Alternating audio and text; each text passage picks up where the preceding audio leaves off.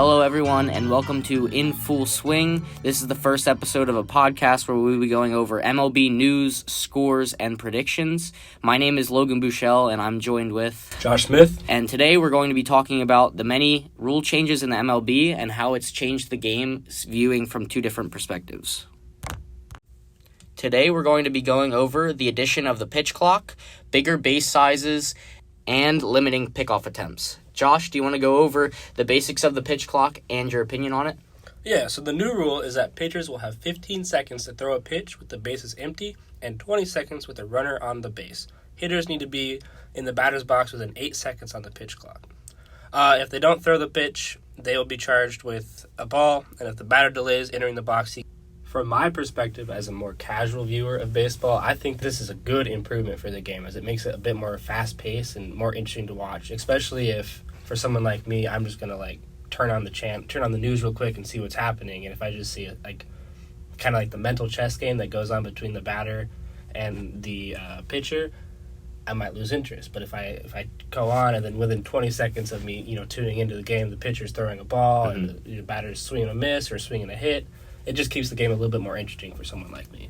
Yeah, for sure. I can see. And then also from my perspective, I like it, but at the same time, it's kind of iffy. I think since I've watched baseball for so long and will tune in for full games and stuff like that, it's kind of more of just I find it weird before I find it no, this is dumb. I just never thought anything like that. But having gone to two Phillies games now this season, it's crazy to see the time difference. I went to one this past weekend, and it was only 2.5 hours, whereas I'd go before, and I could be there from anywhere to 3 to 4 hours.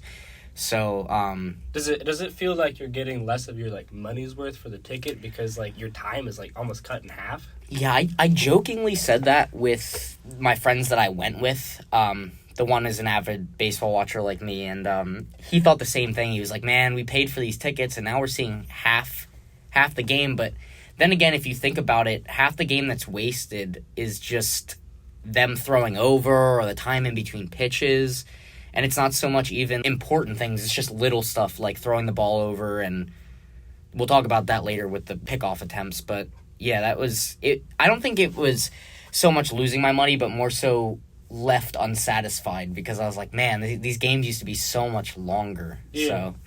And like I said earlier, they limited pickoff attempts this year. Before, it was just completely unlimited. You could throw over as many times as you want.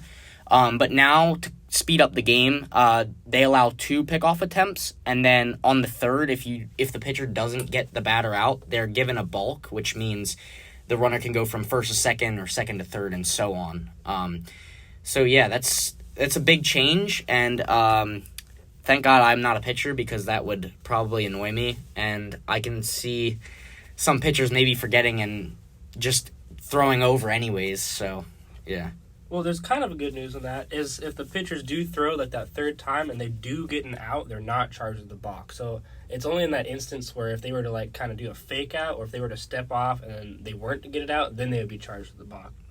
But I kind of see what you're saying because that they're not getting a balk is also reliant on other people catching the ball or making the play. It also adds a whole nother thing for them to think about on top of the batter they have and then the base runner. They also got to think, man, I only have 2 or 3 attempts at this. Yeah.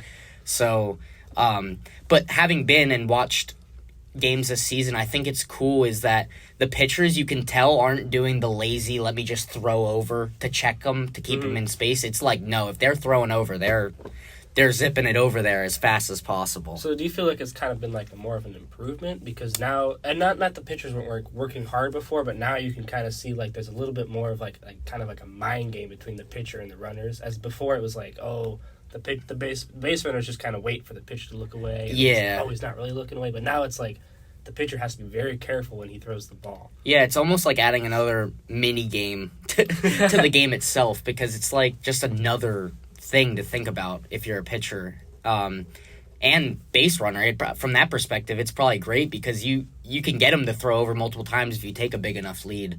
So yeah, it's probably caused more to the whole base running thing, which also goes into what we're going to talk about next with the bases. Yeah, so the new rule for the bases is the size of bases from corner to corner diagonally have been increased from 15 inches to 18 inches. And so this is a little bit to decrease the injuries around them, but also increase the stolen base attempts. Yeah, and if you take a look at the stats from opening day this year compared to last year, in 2022, which is last season, there were 5 stolen base attempts, 5 stolen bases, and 4 were caught stealing on opening day, which was a success rate of 56%.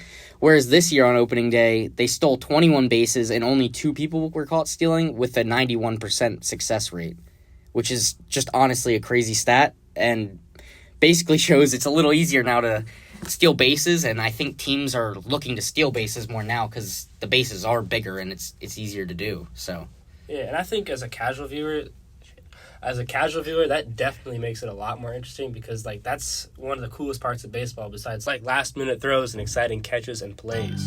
That's it from us today at In Full Swing, and we hope you tune in next week. We'll see you later.